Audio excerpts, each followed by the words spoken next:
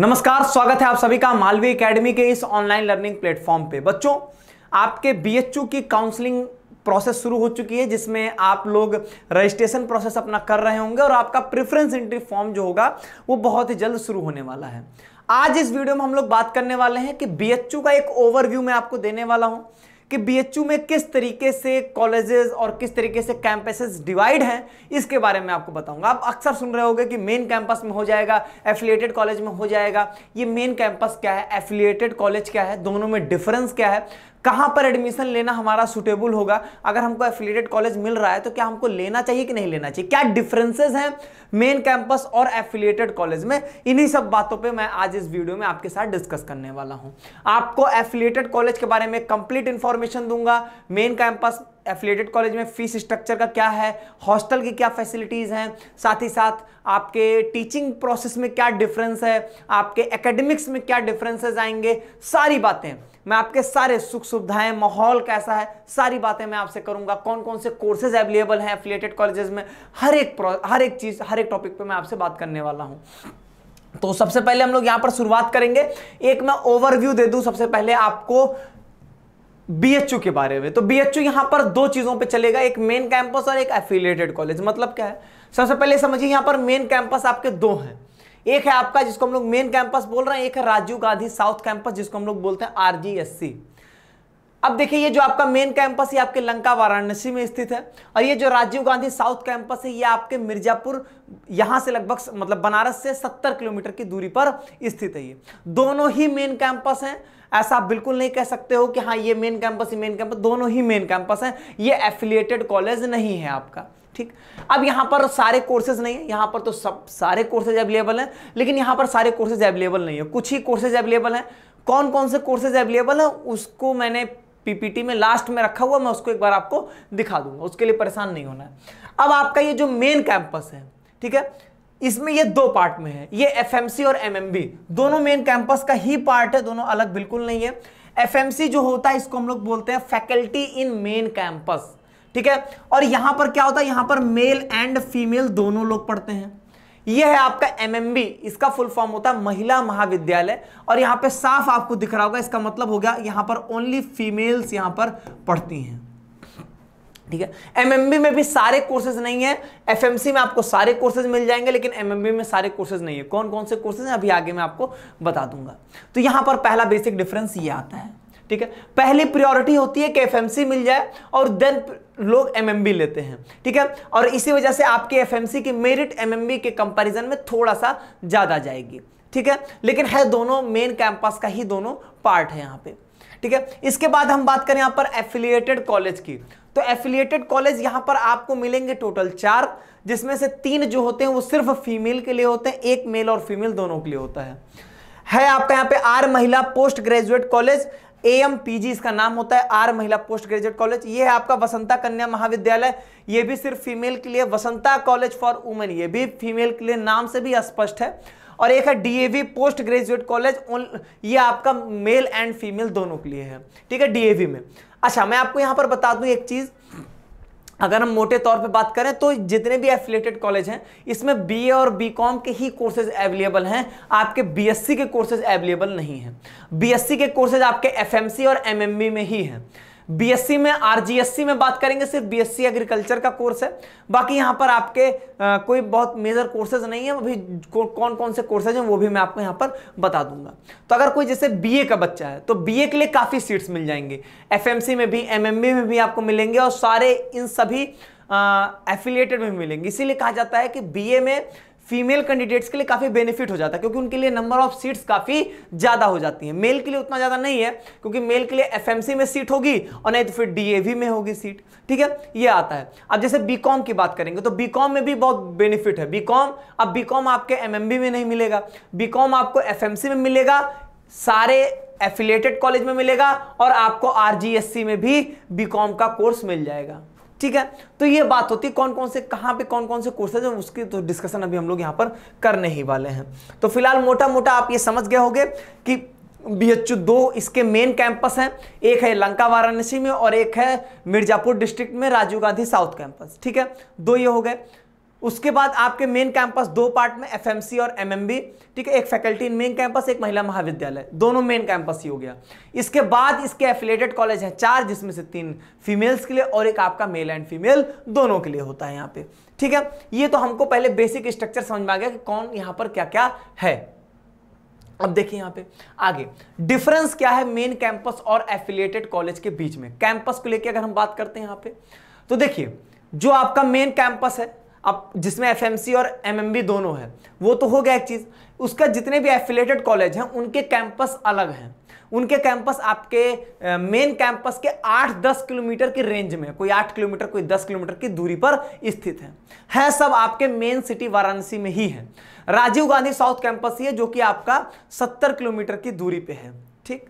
ये चीज हो गई। तो कैंपस की बात करेंगे तो कैंपस बिल्कुल सेपरेट है और यहीं से एक बड़ा डिफरेंस आ जाता है। इसी वजह से मेन कैंपस की जो मेरिट होती है वो हाई होती है, एफिलिएटेड कॉलेज की मेरिट जो होती है वो लो होती है। रीजन यहां पर एक जरूर पड़ता है, क्योंकि जो मेन कैंपस है उसकी तो बात ही अलग है, बहुत बड़ा कैंपस है, लेकिन एफिलिएटेड कॉलेज के अपने अपने कैंपसेस हैं, तो उससे कंपैरेटिवली आप बात करोगे तो सीधी सी बात है कैंपस में डिफरेंस आएगा।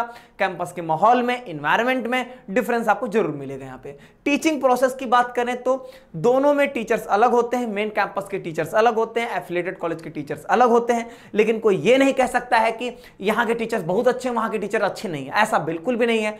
एकेडमिक्स की अगर मैं सिर्फ एकेडमिक्स की अगर मैं बात करता हूं तो एकेडमिक्स में कोई डिफरेंस नहीं है। मेन कैंपस, एफिलिएटेड कॉलेज, दोनों जगह अच्छी पढ़ाई होती है। दोनों में टीचिंग प्रोसेस में, एकेडमिक्स में कोई भी डिफरेंस नहीं आता। इवन कुछ कुछ चीजों में यह भी हो जाता है कि एफिलिएटेड कॉलेज के कुछ कुछ ऐसे टीचर्स हैं जो कि काफी अच्छा पढ़ाते हैं कंपैरेटिवली आपके मेन कैंपस के, तो वो भी बातें होती हैं। तो एकेडमिक्स में आप कोई भी डिफरेंस नहीं निकाल सकते हो, तो ये आपका पॉइंट कभी नहीं आएगा एकेडमिक्स या टीचिंग प्रोसेस को लेके कि हमारा एफिलिएटेड कॉलेज में हो गया तो हमारी अच्छी पढ़ाई नहीं होती है, हमको अच्छा नहीं पढ़ाया जाता, हमारी क्लासेस नहीं चलती हैं, वहां पर इररेगुलर क्लासेस है, ऐसी कोई बात नहीं है। एग्जाम भी समय से होगा, आपका क्लासेस भी टाइम से चलेंगी। इवन आपके एग्जाम्स जो होते हैं वो मेन कैंपस में ही होंगे एफिलिएटेड कॉलेज वालों के। फैसिलिटीज की बात करें तो यहां पर डिफरेंस आता है। सीधी सी बात है, अगर मेरिट का डिफरेंस आ रहा है, मेन कैंपस को लोग प्रीफर कर रहे हैं, तो वहां पे कैंपस लाइफ का भी फर्क पड़ेगा ही पड़ेगा, और दूसरी चीज यहां पे फैसिलिटीज का फर्क पड़ेगा ही पड़ेगा। उसका रीजन है मेन कैंपस है जैसे, तो मेन कैंपस में सुख सुविधाएं बहुत हैं, बहुत तरीके की सुख सुविधाएं हैं, चाहे वो जो भी हो, चाहे वो आपका जिम हो, चाहे वो स्विमिंग हो, चाहे वो मैं बात करूं मेडिकल फैसिलिटी हो, हेल्थ कार्ड से संबंधित, लाइब्रेरी से संबंधित फैसिलिटीज हो, वो बहुत ही बड़े पैमाने पर है, ठीक है। जो भी आप एक्स्ट्रा करिकुलर एक्टिविटीज को देखोगे तो ढेर सारी आपको ऑप्शंस मिलेंगे मेन कैंपस में, लेकिन वही चीजें आप लैक करने लगोगे अपने एफिलिएटेड कॉलेज में। एफिलिएटेड कॉलेज में ऐसा नहीं कि हॉस्टल सुविधा नहीं है या उनके मेडिकल फैसिलिटीज नहीं है, लेकिन जो उनके कैंपस में है उन्हीं को आप यूज कर सकते हो। जैसे अब कोई एफिलिएटेड कॉलेज है, उसमें जो उनकी हेल्थ फैसिलिटी होगी उसी को आप यूज कर सकते हो, जो उनकी लाइब्रेरी फैसिलिटी होगी उसी को आप यूज कर सकते हो। ऐसा नहीं कि आप एफिलिएटेड कॉलेज के हैं लेकिन मेन कैंपस की फैसिलिटी को यूज कर पाएंगे, आप यूज नहीं कर पाएंगे। यही डिफरेंस यहां पर आएगा। तो फैसिलिटीज में बेशक आपको फर्क पड़ेगा ही पड़ेगा, इसी वजह से डिफरेंस भी है। इसके बाद बात करें अगर हम लोग फीस स्ट्रक्चर का, तो फीस स्ट्रक्चर का मैं एक पीडीएफ डिस्क्रिप्शन बॉक्स में डाल दे रहा हूं, आप आराम से उसको डाउनलोड करके देख लेना। मेन कैंपस और आपके क्या कहते हैं एफिलिएटेड कॉलेज में फीस में क्या डिफरेंस है। डिफरेंस है मेन कैंपस में फीस काफी कम है, एफिलिएटेड कॉलेज में थोड़ा ज्यादा। एग्जांपल के तौर पे जैसे बीए का कोर्स है तो यहां पर आपको लगभग 2-2.5 हजार रुपए फीस पड़ेगी मेन कैंपस में, एफिलिएटेड कॉलेज में वही फीस आपकी 10-11 हजार के आसपास पड़ेगी, ठीक है। तो वो भी अलग अलग एफिलिएटेड कॉलेज की अलग अलग फीस हैं, वो आप पीडीएफ को आराम से वहां पे देख लोगे, आप समझ जाओगे, ठीक है। तो फीस स्ट्रक्चर में भी थोड़ा सा आपको डिफरेंस मिलेगा। अब जैसे आरजीएससी में है तो बीएससी एग्रीकल्चर आरजीएससी में है और मेन कैंपस में भी है, तो मेन कैंपस में तो नॉर्मल फीस वही अपनी 3,000 रुपए के आसपास फीस पड़ेगी आपकी साल भर की, लेकिन आप जैसे ही आरजीएससी में जाओगे वहां पर 35,000 रुपए 25,000 रुपए आपकी एक्स्ट्रा फीस पड़ती है। तो ये फर्क आपके लिए वहां पर आता है। हॉस्टल की बात करेंगे तो मेन कैंपस में हॉस्टल की सुविधा ज्यादा अच्छी है in comparatively to the affiliated college. Main campus के हॉस्टल सस्ते हैं, बहुत सस्ते हैं। साल भर का आपका अगर हम बात करें तो मैक्सिमम खर्च जो है वो 3,000 रुपए का आएगा, फीस 3,000 रुपए पड़ेगी।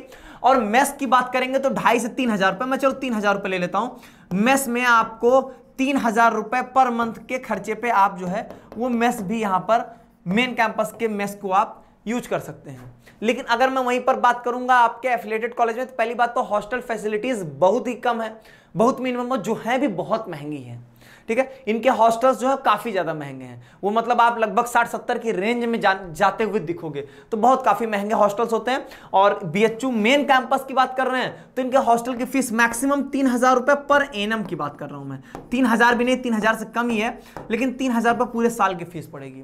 तो यही सब डिफरेंसेस हैं। और ऐसा नहीं है कि मेन कैंपस में भी सबको हॉस्टल मिलता है, एफिलिएटेड कॉलेज में सबको मिलता है, ऐसा बिल्कुल भी नहीं है। वो आपके मेरिट के ऊपर डिपेंड करेगी, क्योंकि जितने कैंडिडेट्स हैं, जितने सेलेक्टेड कैंडिडेट्स हैं, जितनी सीट्स हैं, उतने हॉस्टल्स अवेलेबल नहीं हैं। तो बात करें अगला यहाँ पे डिग्री की, तो देखिए डिग्री में कोई डिफरेंस नहीं होगा। जो आपके मेन कैंपस का स्टूडेंट होगा, जो एफिलिएटेड कॉलेज के स्टूडेंट होंगे, दोनों को बीएचयू की ही डिग्री मिलने वाली है। तो डिग्री में कोई फर्क नहीं होगा। नहीं मेंशन होगा कि आप आर्य महिला पीजी कॉलेज से पढ़े थे, आपकी ये ऐसा कहीं मेंशन नहीं होगा। तो डिग्री में कोई फर्क नहीं आएगा। सबसे बड़ा पॉइंट आपके लिए यही होना चाहिए। अब मैं यहाँ पर आपको एक बात समझाता हूँ। देखिए सीधी सी बात है, आपका अगर नंबर अच्छा है तो आपको मेन कैंपस मिले, ये बेटर है। ये कोई वो बात नहीं है। सीधी सी बात है, मेन कैंपस और एफिलिएटेड कॉलेज में आपके डिफरेंसेस तो हैं ही। लेकिन अगर आपको मेन कैंपस आपके कुछ मार्क्स कम है, आपको नहीं मिल पा रहा है, और आपको एफिलिएटेड कॉलेज मिल रहा है, तब भी आपको परेशान होने की जरूरत नहीं है। आपको एफिलिएटेड कॉलेज में एडमिशन लेना चाहिए, उसमें कोई दिक्कत नहीं होगी। क्योंकि एफिलिएटेड कॉलेज में एकेडमिक्स की अगर बेसिस पे बात करेंगे तो कोई डिफरेंस नहीं आएगा। टीचिंग मेथड आपकी वहां पर भी उतनी ही अच्छी है, कोई दिक्कत नहीं है। डिग्री अल्टीमेटली आपको बीएचयू की ही मिलने वाली है। आप वहां पर मेहनत करके वापस पीजी में, जब आप करने पीजी आओगे तब आप मेन कैंपस आ सकते हैं, अगर आप मेहनत करेंगे तो। बहुत ऐसे हैं जो कि मेन कैंपस में होते हैं और 3 साल वही है लापरवाही किए, उसका तो उनका एफिलिएटेड कॉलेज में भी एडमिशन नहीं होता। ये भी कंडीशंस हो जाती हैं। तो इसीलिए मैं कहूंगा कि अगर आप एकेडमिक्स को बेसिस बनाइए अपने, और एकेडमिक्स के बेसिस पे अगर आपको मेन कैंपस ना मिलकर एफिलिएटेड कॉलेज मिल रहा तो आप बेशक उसको ले लो, कोई दिक्कत की बात नहीं आएगी। ठीक है, थोड़ा फैसिलिटीज में डिफरेंसेस आएंगे। कैंपस सबके लिए ओपन होता, घूम कोई भी सकता है, उसमें कोई दिक्कत नहीं है। हाँ, बस थोड़ा सा सुख सुविधाओं में है, लेकिन वो इतना बड़ा पॉइंट नहीं है कि उसके लिए जो है आप एडमिशन न लें, ऐसा कोई भी बहुत बड़ा पॉइंट नहीं आएगा वो। चलिए अब यहाँ पर मैं बात करता हूँ कौन कौन से कोर्सेज अवेलेबल हैं। तो आपके लिए ये पीडीएफ के फॉर्म में मैं अवेलेबल करा दूंगा, तो आप आराम से खुद देख लेना कि यहाँ पर अगर हम बात करें एमएमबी में, तो एमएमबी में आपके B honours arts, social, maths, bio. मैंने पहले ही कहा था कि एमएमबी में आपको बीए बीएससी का कोर्स मिल जाएगा। बाकी जितने भी एफिलिएटेड है उसमें बीए और बीकॉम के ही कोर्सेज अवेलेबल है, बीएससी कोर्सेज नहीं है। और कौन कौन से ऑनर्स अवेलेबल है वो भी मैंने लिख दिया यहाँ पे। बी ऑनर्स सोशल साइंस में कौन कौन से कोर्सेज अवेलेबल है, बीएससी मैथ्स बायो में कौन कौन से ऑनर्स अवेलेबल है वो भी मैंने लिख दिया यहाँ पे। उसके बाद एमएससी इन बायो इन्फॉर्मेटिक्स और एमए, ये तो मास्टर के कोर्सेज हैं, वो आपसे मतलब नहीं है। बीकेएम, बीए ऑनर्स आर्ट्स के कौन कौन से, बी ऑनर्स सोशल साइंस कौन कौन से, और एमए के कोर्सेज हैं यहाँ पे। वो भी एमए के कोर्सेज तो आप यूजी वालों, आपको मतलब नहीं, लेकिन एक जानकारी के लिए यहाँ पे मैंने मेंशन कर दिया। बीसीडब्ल्यू की बात करूंगा तो आर्ट्स और सोशल में कौन कौन से कोर्सेज है वो देख लो आप यहाँ पे। और यहाँ पर आपके लिए बीकॉम ऑनर्स का कोर्स जो है वो अवेलेबल रहेगा। ठीक है, इसके बाद आपका एएमपीजी में भी आपके बीए आर्ट्स, बीए सोशल और यहां पर आपके बीकॉम के कोर्सेज अवेलेबल हैं। ऐसे डीएवी की बात करेंगे तो डीएवी में BA arts, BA social science और यहां पर बीकॉम ऑनर्स के कोर्सेज अवेलेबल हैं। ठीक है, और इसके बाद यहां पर एक फाइनल कंक्लूजन की बात करते हैं। एक चीज और देख लीजिए, ये आप आराम से देख सकते हैं, मैंने ये अटैच कर दिया है कि आपके आरजीएससी में कौन कौन से कोर्सेज अवेलेबल हैं। आप देख सकते हो यहाँ पे काफी ज्यादा कोर्सेज, जैसा बीकॉम कोर्सेज वही आपके मतलब का होगा, बीएससी एग्रीकल्चर आपके मतलब का होगा, बाकी कोर्सेज आपके मैक्सिमम इसमें पीजी के कोर्सेज काफी ज्यादा हैं। वो भी कई सारे डिप्लोमा के इसमें कोर्सेज हैं, कई सारे इसमें सर्टिफिकेट के कोर्सेज हैं, जिनसे बहुत ज्यादा मतलब भी आपको नहीं होगा। ठीक है, तो बहुत ज्यादा बीएससी मतलब अगर मैं बात करूंगा यहाँ पर आरजीएससी में, तो आपके काम के कोई खास कोर्सेज यहाँ पर अवेलेबल नहीं है यहाँ पे। ठीक है, बस एक बीएससी एग्रीकल्चर वालों के लिए मोस्ट इंपॉर्टेंट है, क्योंकि बीएससी एग्रीकल्चर और बीकॉम वो दोनों कोर्सेज यहाँ पर अवेलेबल हैं। तो आरजीएससी का भी ठीक है, आरजीएससी में थोड़ा सा दूर पड़ता है, आप सिटी से काफी दूर चले जाओगे, ये एक थोड़ी सी बात होगी। बाकी तो चीजें वहां पर भी ठीक है। तो पहली प्रायोरिटी मेन कैंपस हो, एफिलिएटेड कॉलेज हो, देन आरजीएससी मिले तो बढ़िया है। ठीक है, वैसे ही मेरिट में भी सेम आपको डिफरेंसेस दिखने को मिलेंगे। सबसे ज्यादा जाएगा main campus, then affiliated college, then RGSC वाले कैंपस की। ठीक है, फाइनल कंक्लूजन की बात करें कि एफिलिएटेड कॉलेज में एडमिशन लेना चाहिए या नहीं चाहिए। देखिए सीधी सी बात है, अगर आपको मेन कैंपस में एडमिशन मिल रहा तो ठीक है, नहीं मिल रहा है तो आप पहले ये देखो आपको और कहां एडमिशन मिल रहा है, फिर आप कंपैरिजन करो। जैसे अगर मान लीजिए आपका एडमिशन बीएचयू के एफिलिएटेड में और इलाहाबाद के मेन कैंपस में हो रहा है, तो आप इलाहाबाद के मेन कैंपस को प्रीफर कर लो, कोई दिक्कत नहीं है। या आप उस केस में आपके पास चॉइस, आप दोनों कर सकते हो, बीएचयू का एफिलिएटेड ले लोगे तब भी ठीक है, और इलाहाबाद का मेन कैंपस ले लो तब भी ठीक है। अब इलाहाबाद का एफिलिएटेड और बीएचयू का एफिलिएटेड मिल रहा है तो बीएचयू का एफिलिएटेड आप ले लेंगे। तो आपके पास चॉइस होगी और कई सारे पैरामीटर्स होंगे जिनके बेसिस पे हम लोग डिसीजन ले सकेंगे। लेकिन एडमिशन लेना एफिलिएटेड कॉलेज में बिल्कुल भी किसी भी तरीके से कोई भी गलत नहीं होगा। आप आराम से एडमिशन लेके कभी पछताओगे नहीं, आप अल्टीमेटली आपके लिए बेहतर ही होगा। एक चीज मैं यहां पर जरूर बोलूंगा, अगर आप मान लीजिए कि ड्रॉप लेके तैयारी कर रहे थे, ठीक है, आपका एक साल ऑलरेडी ड्रॉप हो चुका है, आपको एडमिशन बीएचयू के एफिलिएटेड में मिल रहा है, तो आप आराम से एडमिशन ले लीजिए, इस बात को जान लीजिए। लेकिन अगर आप 12th क्लास में हैं और आपका एडमिशन मतलब ऐसा है कि आपका एफिलिएटेड में हो रहा है, बाकी मेन कैंपस में एडमिशन नहीं हो पा रहा है, और आपको लगता है कि मैं एक साल तैयारी करके और अच्छा कर सकता हूं, तो बेहतर होगा कि आप एडमिशन लेके दिन तैयारी करिए। आपको समय मिल जाएगा तैयारी करने के लिए, बहुत बड़ी चीज नहीं होगी वो। या आप चाहें तो ड्रॉप करके, तब उस केस में एफिलिएटेड कॉलेज को ड्रॉप करके आप मेन कैंपस के लिए अच्छे से अपने आप को प्रिपेयर कर सकते हैं।